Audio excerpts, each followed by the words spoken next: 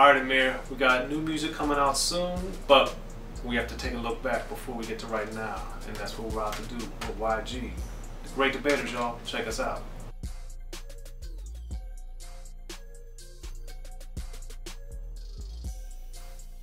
Alright, Amir, so YG's got his third studio album about to drop, so it's about the right time to come back and look at the first two YG albums.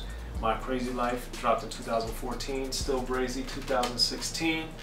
So let's get into these, Amir, for the great debate to see which album that we think is the better album. Let's do it. So for me, the Tooted and Booted song was my first real main exposure to YG, and I was working on a TV show called Lay It Down with CeeLo at the time, and I always will remember CeeLo and I would like sing the song, and we'd be like going to go do the interviews and stuff, and I just remember hearing CeeLo sing the song was just hilarious and inspiring and incredible all at once. So I always have a special place in my heart for Tooted and Booted, besides the fact that I liked it anyway. So leading up to My Krazy Life, Amir, what did you know about? What were you thinking of? What did you think of YG? Just that song. Okay. Honestly, really, and that to My Krazy Life was, I prefer My Krazy Life. I didn't know about that CeeLo story. Yeah. Must have sang it pretty well. It was. It was great. So on My Krazy Life, of course, the My Hitters song and its subsequent remix, once the song got so huge, you know, I liked the song. I thought the remix was great and added some other dimensions, and you know, I thought it was an interesting song for a West Coast dude to be putting out at that time. So for you, was that a good single choice? Did you like the song? What did you think of it? It was so simple as far as beat, as far as chorus, but it was oddly catchy. Like, I thought it was catchy, like really catchy. Great song to hear live. I messed with it, and I also, one thing that I respect about that song especially is that Young Jeezy's on it, the guy who helped put him on, like, big time. So I like how he paid homage to him with that song and had him on it and had it as a single. And Rich Homie Quan, don't forget. And the remix had whoever else it had on it. Nicki Minaj is the main person. There we go. So, no, I definitely enjoyed the song. And I thought it was actually, it shows also what was to come on the album with that sort of sound, with DJ Mustard on the beat and producing a lot of My Krazy Life. And what other songs stood out to you on the project, and why? So, what were the singles? So we got Smoking and Drinking, or I Really Be Smoking and Drinking. He has Left, Right. He's got the Who Do You Love joint. With Drake.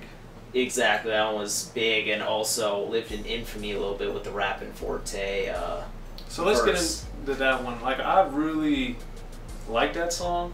That one? Okay. Yeah. I didn't like the Rappin' Forte appropriation so much. Okay. But I also thought it was kind of cool that Rappin' Forte got a little extra shine and mileage out of it, because anytime there's some controversy or somebody brings out a song that someone else did and it's not promoted as such, when people discover it, then all of a sudden it becomes something. So for that reason, I liked how Drake did it on that song. Although I wish he would have just, somebody earlier on in the process would have been like, hey man, you know, he paid homage to Rappin' Forte on here. Exactly. And that was Rappin' Forte's biggest song as well. Right. So it was destined that someone would figure it out sooner than later. But no, that song I like. I don't know, I always had a criticism of the Bank of America account got 6 figures line. I just thought it was kind of lame. I mean, good for you. I don't know, I just don't like it. I don't know. I'm a little critical, I suppose. But one thing that why I mention the singles is because this is such a kind of party album, quote unquote, with Left, Right, Do It To You, with the street album. Exactly, a West Coast party. It's like a West, throw your W's up, having a good time, you know, dancing, maybe a little barbecue kind of thing like that. And it also did have its little street cuts too, with, you know, Meet the Flockers, you know, it's the Home Invasion. One of the standouts. 1 a.m. And it even ended on like a note with his mother. You know, I really love that intro song BPT. That was so hard, man. That was like West Coast. It was short. Woo! That was sick, man. And of course making Compton a kind of a pillar of his musical movement also. Yes. Which obviously has been appropriated by many others subsequently, but I think he was the one that really made it kind of a cornerstone of what he was doing musically, thematically. No, yeah, and he also has like the 400 clothing, which I remember hearing 400 Block DJ Quick rapping about it way back in the day, but YG's repping it so hard that it made me think that he was the originator of 400 in his raps, but then I was listening to DJ Quick actually the other day, I was like, wait a second, he's talked about it. Yes. So that I thought was cool that they, you know, were claiming the same, obviously. But those songs I thought were a lot more party oriented when we get into Still Brazy, which we'll talk about in a little bit. I think the sound is definitely a little bit different, and the DJ Mustard beats are, I think him and YG actually were a pretty good combo. Although the DJ Mustard was a little more simple beat-wise, I think YG really shined on it. Yeah. Well, you mentioned Still Brazy. Let's get into that now. Let's do it. The second album, and for me, you know, I was intrigued because a lot of the people who are considered gangster rappers don't have such a commercial radio crossover type of stuff that YG had, especially with My Header in particular. And I was really intrigued to see what was going to happen with Still Brazy. And for me, I found the album awesome. And I was really impressed with the last 3 songs in particular, because the FTD, the Blacks and Browns, Browns and Blacks, and then the Police Get Away with Murder. Those 3 to end the album, I thought was an amazing conclusion to this album that I think showed, you know, a growth as a songwriter, you know, and someone that was branching out from the sound, from the DJ Mustard sound, not exclusively, but to a large degree.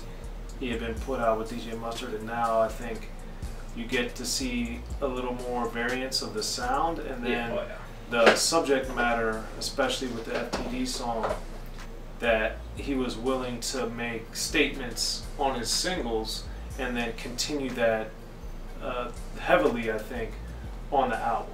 So what were your initial Still Brazies? Okay, so to keep it on the back end of the album here, I really like the statement of it, you know, how it got so political at the end, and as you said, clearly a growth as an artist, because as we were talking about the heavy party matter on the last, I'll not say it's bad because it was actually executed very well, but I wasn't a big fan of the last 2 songs. I like the message, I know, I like the message, I just didn't like the execution as much. I wasn't a huge fan of Sad Boy Loco's presence on the microphone, and also Police Get Away with Murder. Although I actually like the beat and I like the verses, I'm not a huge fan of the chorus. Okay. But the Donald Trump song was sick as hell, and one thing that I really like about it especially is at the end of Nipsey Hussle's verse on the album version, how they bleeped out his last line of the song, which it just reminds me of like the 90s political statements like in hip-hop where they had to ban songs off albums or censor images. So that kind of made me feel like, oh, you know, like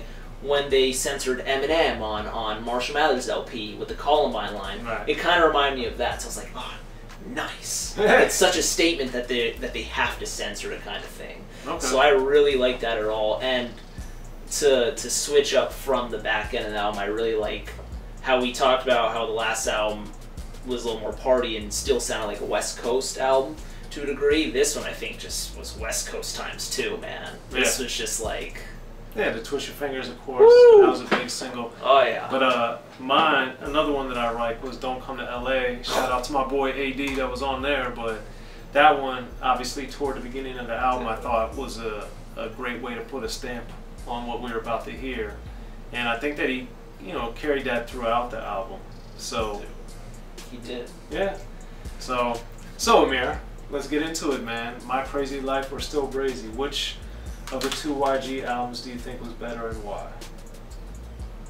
I'm going with Still Brazy. Okay. I prefer it, and also there were some songs on Still Brazy that I thought were actually could have been produced by Battle Cat. For some reason, I was like, "Is this Battle Cat?" I looked, I was like, I haven't heard of some of the people, so I was just like, "Wow, I may have to keep my eye out when I see them on a track list in the future." Still Brazy is my pick. I really love the West Coast sound, also the more evolved sound he had on the first album, My Krazy Life. He had big features and big names on both of the albums, but I think he relied a little more on the first album, with Drake, obviously, which he had on this album too, but Kendrick, Top Dog Entertainment, and those people, and the fact that he had some, you know, songs that can be played in the club on this album, and conscious songs and street songs. I think it was just such a good medley and a great blend. And Word is Bond, man, I love that song too, off Still Brazy. Yeah, I'm also picking Still Brazy. As you may have been able to tell, I really like the end of the album because of the political nature, but I also thought, agreeing with you, that it had a good balance of like it had a little bit of everything, but I think it didn't sacrifice anything by providing a wide range of things. And I think, you know, you had the Drake collaboration again, you had the collaborations with Nip and AD, you know, to show more of the street side of things, which I thought, you know, it was just a great balance. And I think that YG showed, he had done it on My Krazy Life a little bit more kind of interpersonal or personal, but I think he made it broader with Still Brazy without losing any potency, which I think is always a tough thing for artists to do, especially artists that's prominent and that's coming out from an area like the West Coast where people really want to lock you into being, if you are a gangster rapper, that's what they want to look at you as, and not as a thinker or not as a, you know, an artist or a poet or what have you. And I think he showed with Still Brazy that he's all the above. I agree. And one thing I also want to introduce here that I actually respect YG even more is that the skits on these albums make sense, and the outros to the songs that have like little just interludes in them, they play well into the other songs, and shows that YG, he may kind of fool you in the sense that maybe he's not really thinking about what he's putting in the sequencing of it, but it shows that his mind is really involved in placing. Yeah, it's well produced. Very well produced.